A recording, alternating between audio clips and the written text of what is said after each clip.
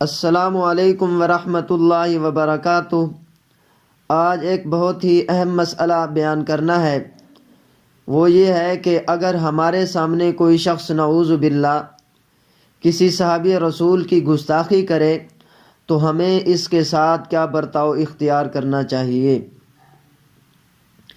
اگر کوئی شخص کسی کے سامنے کسی صحابی کی گستاخی کرے تو اولاً اسے حکمت سے سمجھائیں، اگر وہ پھر بھی باز نہیں آتا تو اسے اپنی استطاعت کے مطابق منع کریں۔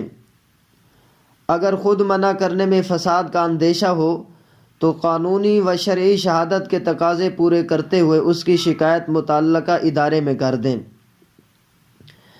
اگر پہلے سے اس سے تعلق تھا تو اس کے توبہ طیب ہونے تک اس سے بائیکاٹ رکھیں تاکہ یہ چیز اس کی اصلاح میں معاون ثابت ہو۔ واللہ تعالی اعلم بالصواب۔